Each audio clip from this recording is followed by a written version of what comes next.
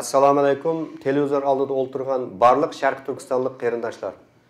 Dünya Uyg'ur qurultiyi tarafidan Amerikaning poytaxti Washingtonda ta'sis qilingan Sharq Turkiston Uyg'ur televiziyasining bugungi suhbat va muloyiza programmasiga xush keldinglar. Men bugungi programma riyosatchisi Qutlug' Almas.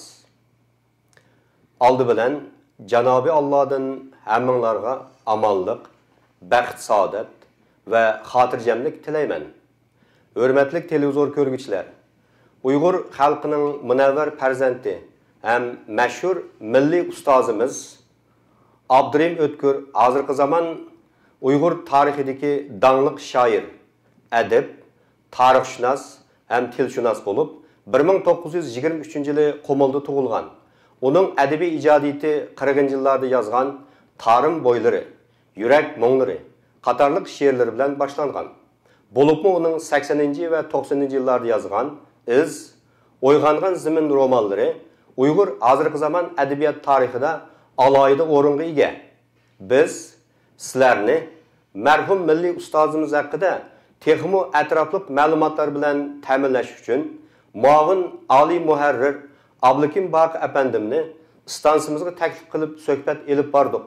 Diqqatinglar suhbatimizda bo'lsin. Yaxshimisiz Abdukim Baq apandim?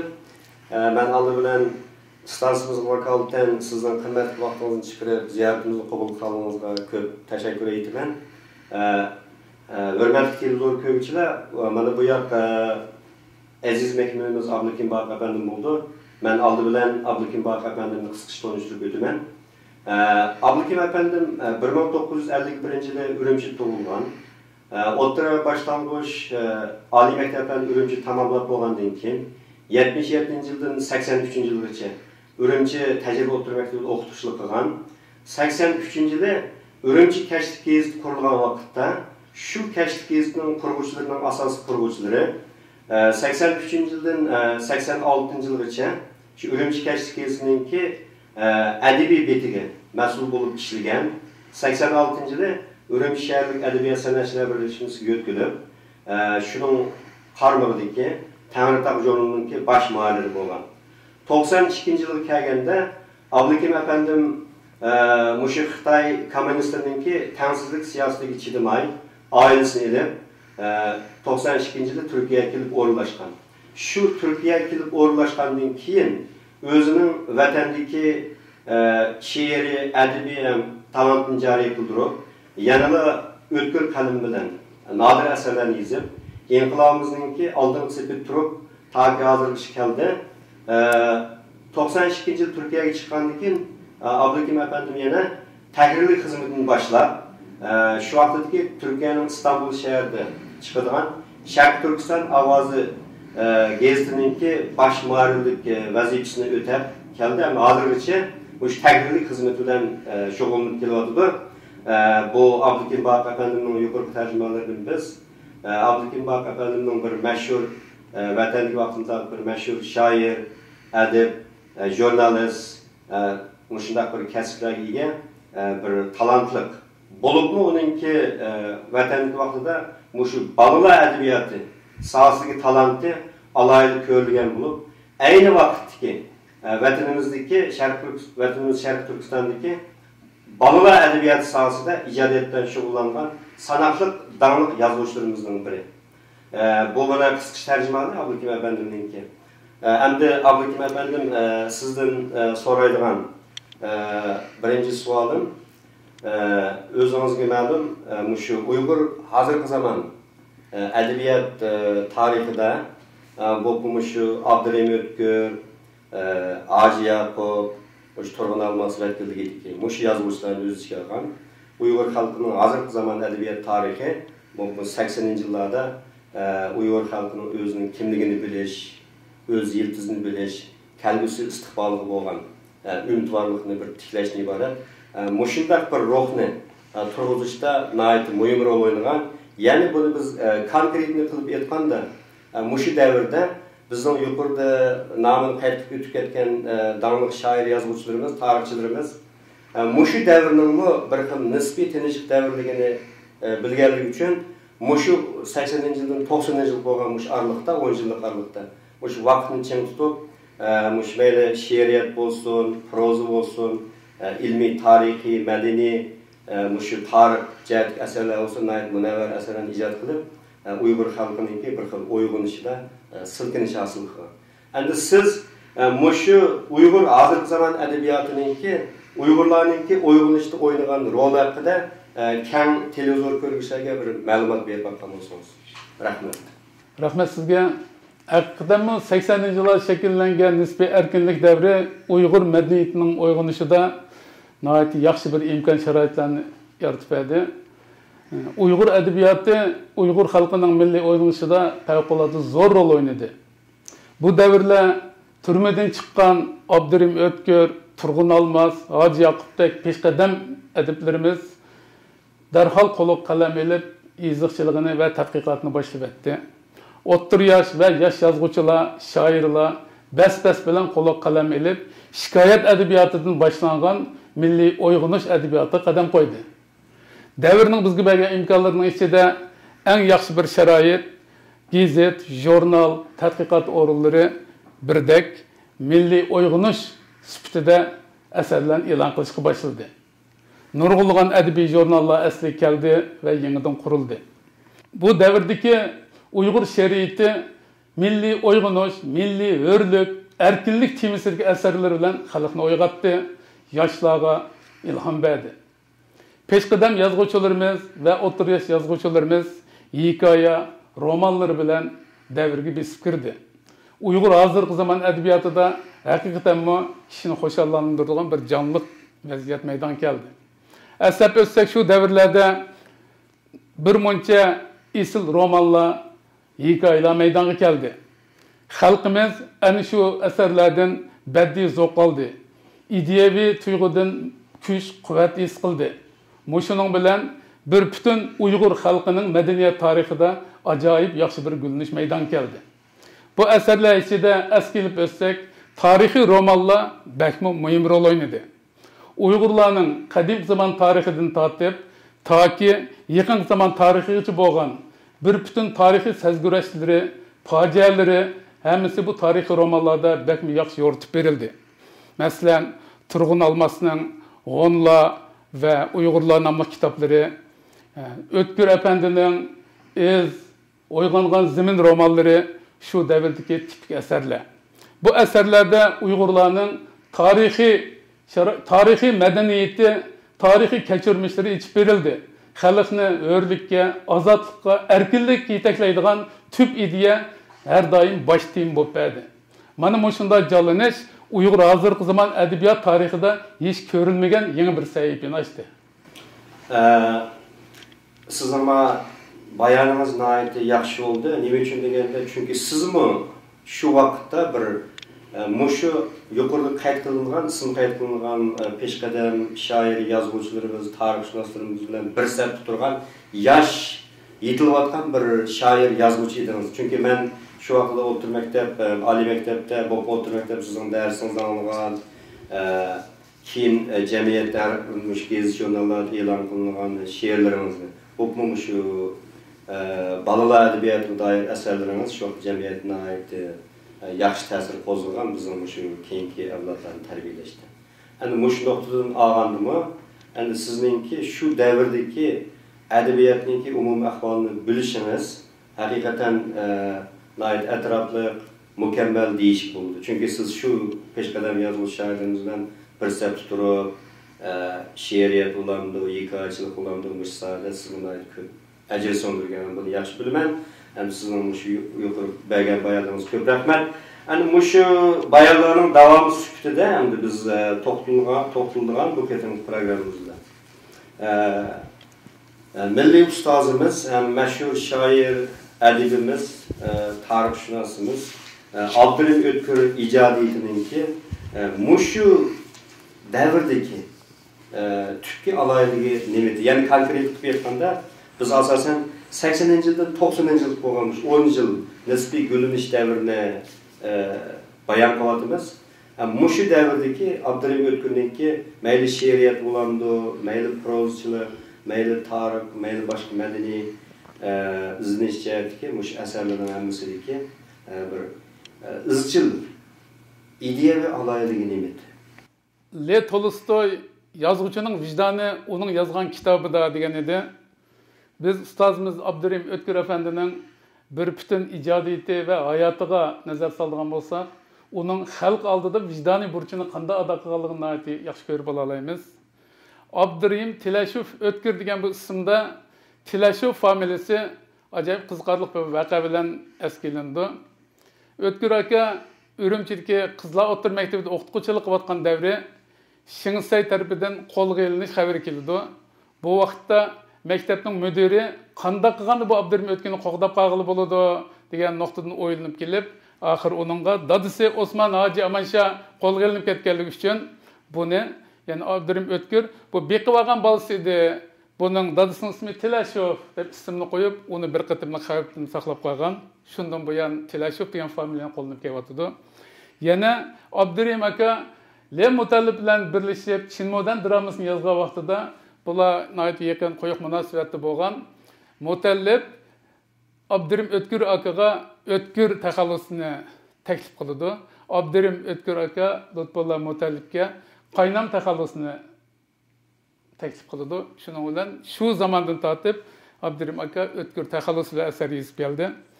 Abdurim O'tkirning hayotiga nazar solgan bo'lsak, 1944-yili u 21 yoshida turmaga kirdi. 45-yili turmadan chiqdi.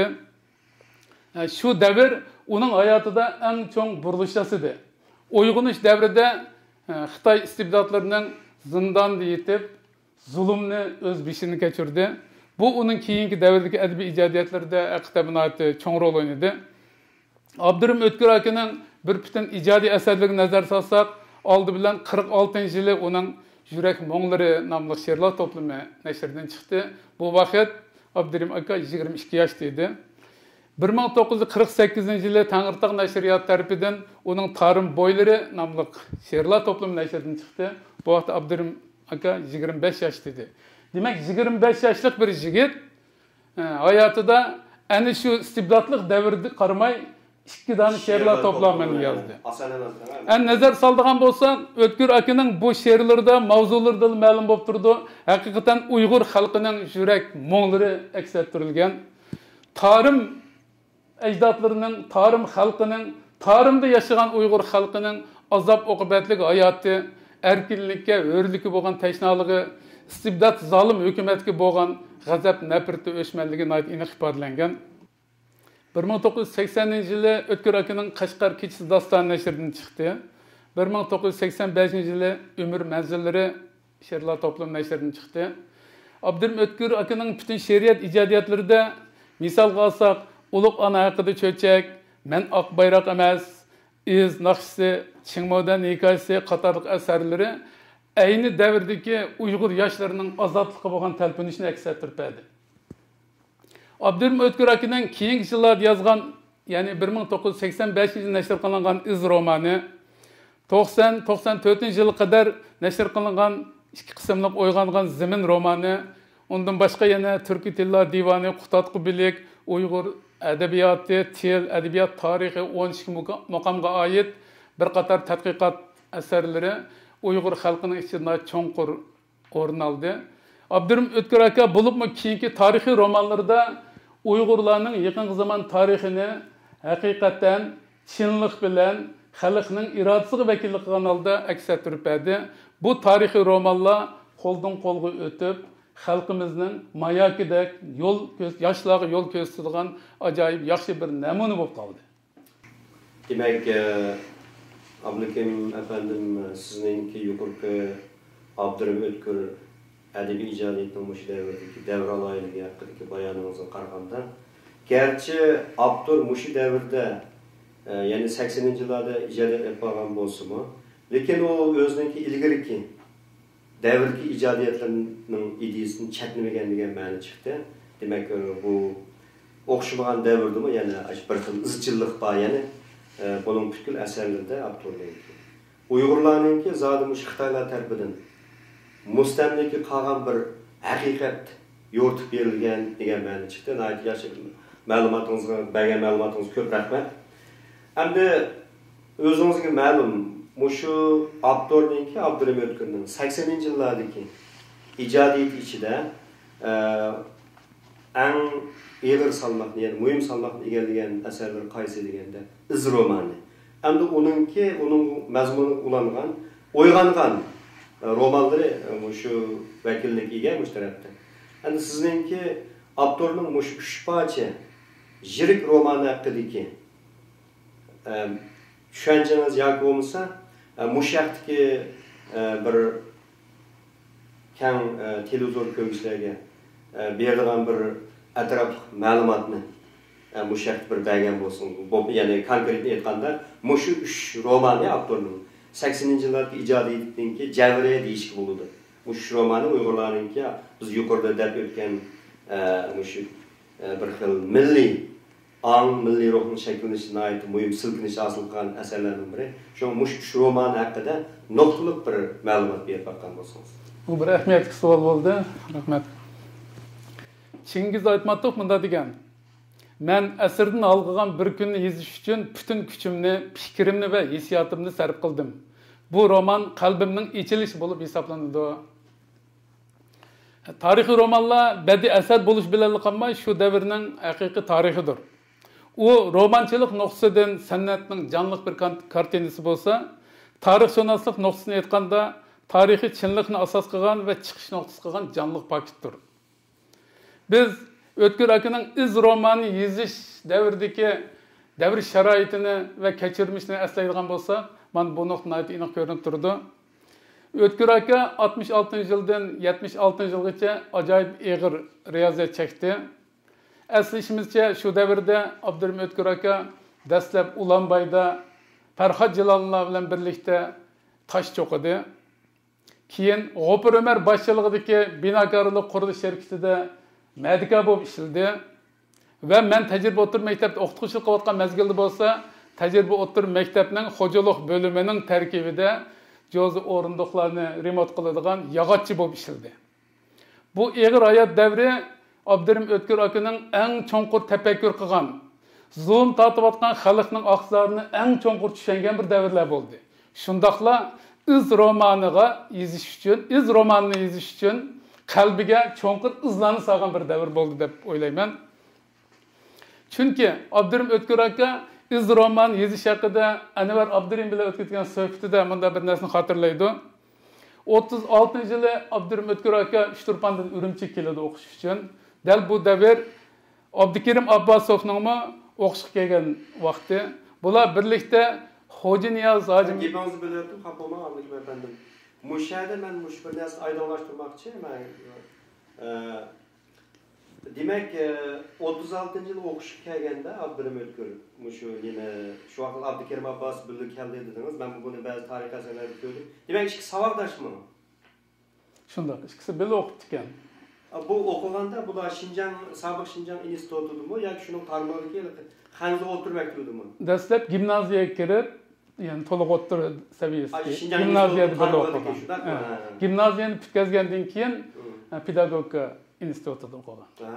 Abdukerim Abbosov o'xshashmi yoki Abdurim O'tkir birga o'qigan, ikkisi birga o'qigan. Pedagogni birga bitkazganingizcha. Deb eslaydi, yana shu 36-yil bular kelganda Xo'ja Nizojning mehmonxonasiga tushdi ekan. Bu mehmonxona hozirgi 2-doktorxonaning udulidagi bir kona Sovet posoni binoda. Bu vaqt Xo'ja Nizoji davlat mo'tabarlari bilan, cho'nglar bilan shu mehmonxonasida attiganlik nashtida birga bo'ladi ekan.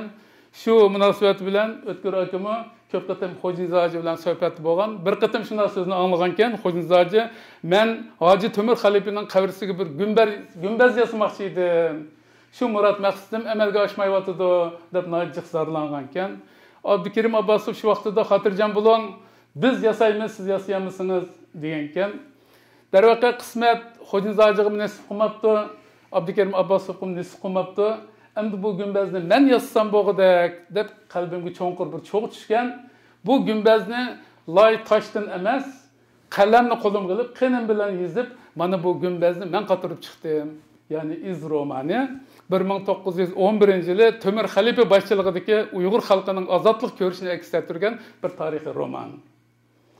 Romanda Uyg'ur xalqining 11 yildan 30 yillargacha bo'lgan 22 yil ichida chekkan azob oqibatlari, Xitoy istibdodlarining yapgan zulmlari, xalqni qul qilish, xalqni nodonlikda, nadomatda qoldirish uchun ilib bo'lgan shumliqlari va bu Xitoy istibdodlariga g'olchi bo'lgan xoinlarning kechirmishlari nihoyatda aniq tasvirlangandan sirt, yozuvchi Uyg'ur xalqining ozodlik ko'rishida meclisini kerib chiqqan fidokor qahramonlarning ro'yini yaratib, xalqni ozodlikka erkinlikka yetaklagan.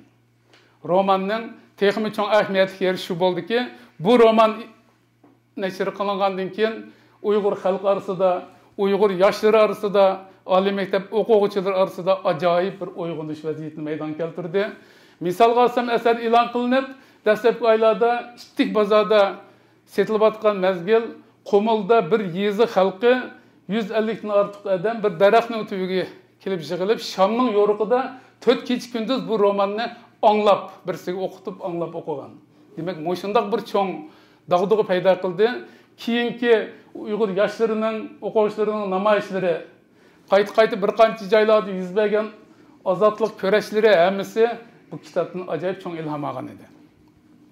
Avtorning ikkinchi tarixiy romani o'yg'ongan zaman bu demak shu vaqtdagi Temur xalifa boshchiligidagi ozodlik ko'rishning davomi sifatida, ya'ni 31-yil boshlangan Xodinzojin boshchiligidagi Uyg'ur xalqining ozodlik ko'rishini aks ettirgan tarixiy roman.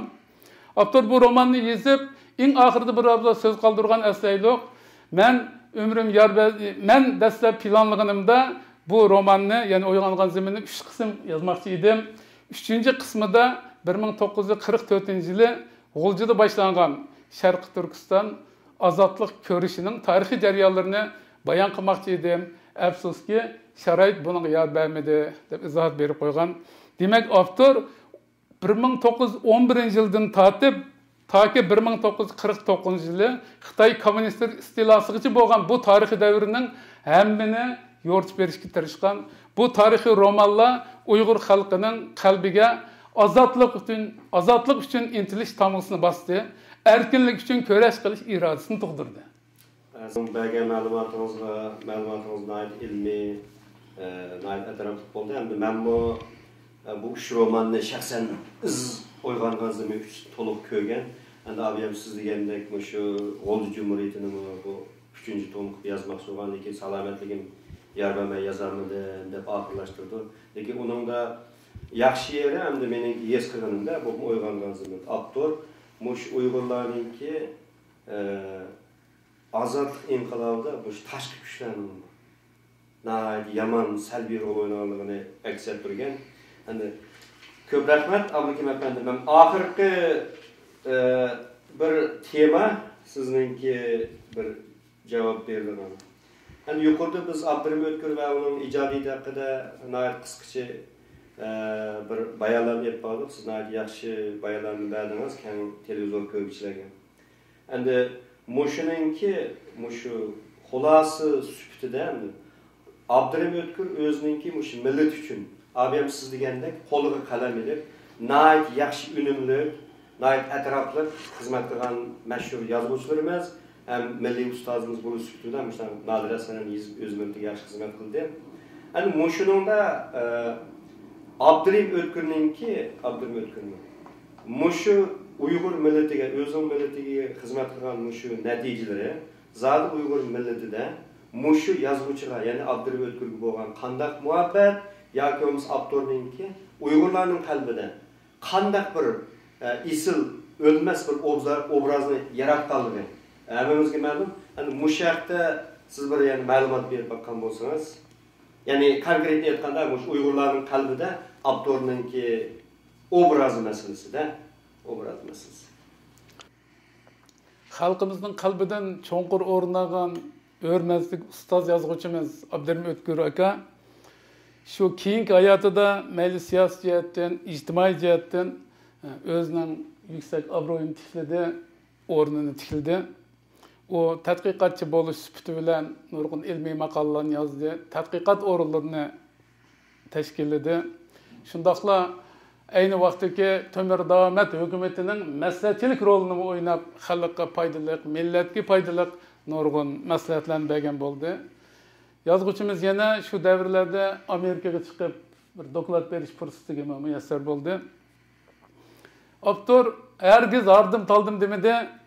O Qashqa, G'o'lja, Turpan qatorliq nurg'un o'rinlarda to'xtamay sayohat bo'ldi. Demilish vaqtlari sayohat emas, uning shu o'rinlardagi Uyg'ur yozuvchilar bilan, Uyg'ur yoshlari bilan uchirish fursati yaratdi.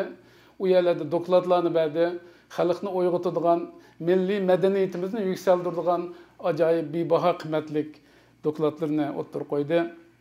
Shunda esimda turibdi, 1982-yili Abdunum rayonlik yozuvchilar jamiyatining tashkillashi bilan 50 necha nafar yozuvchi, bo'lib peshqadam yozuvchilarimiz Abdurim O'tkir, Turg'un Almaslarning yetakchiligida Turpanga adabiy ijodiyat yig'inida qatnashdik.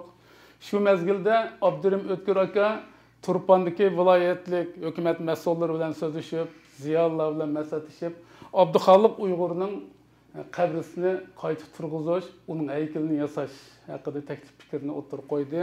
Muhokamalar va ko'p izlanishlar asosida bu ish xil amalga oshgan bo'ldi. Masalan, Turpa viloyati bo'yicha o'quvchilar mis yig'ib Abduxoliq Uyg'urning haykalini turg'izish uchun harakat ko'chdi. Ma'lumot keyin amalga oshmadi bu.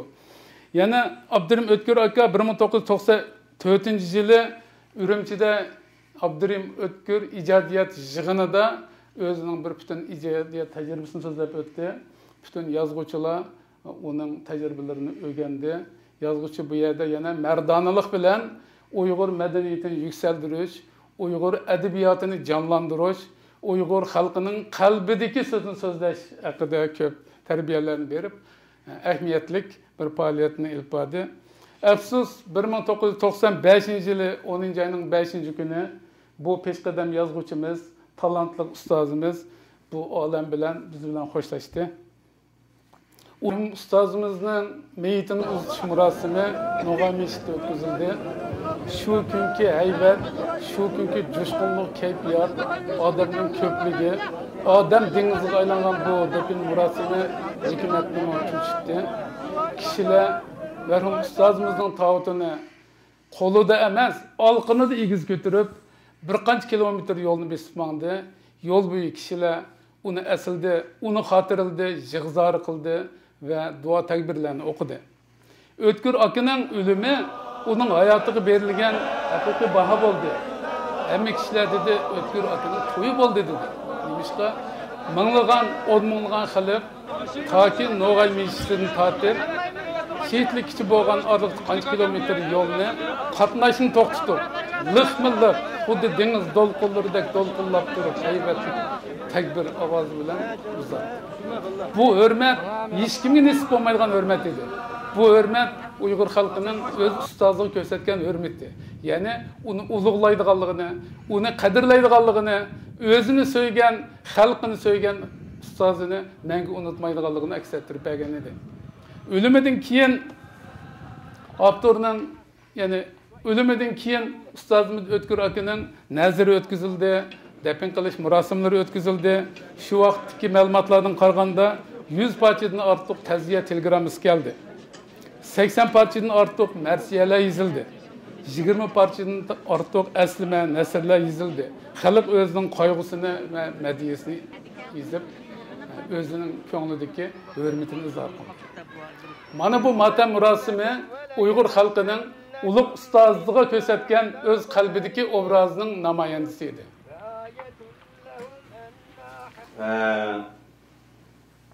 Sizningki endi mushu oxirgi savolga bo'lib mushu matam murosimininki o'zininkilar mushu Abdurim O'tkirninki Uyg'ur xalqining qalbidagi obrazininki qanchalik ekanligi berilgan aniq javob deganimiz mush bayoningizga men yana bir qo'shimcha narsani qilaman.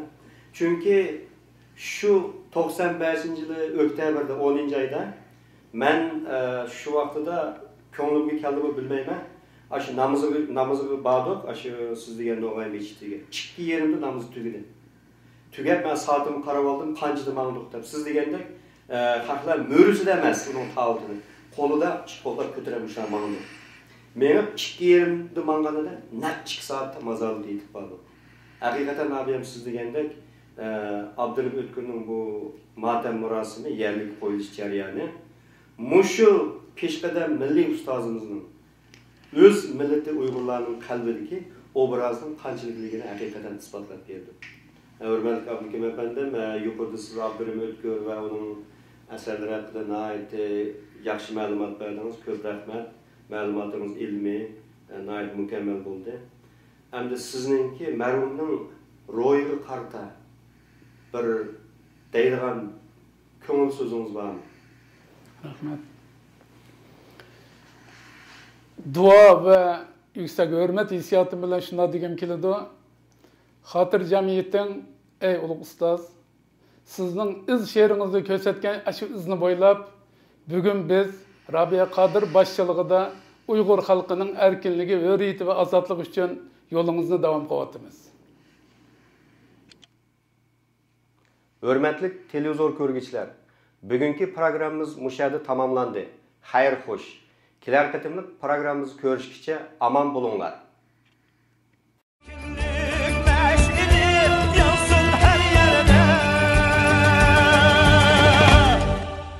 Yansın her yerde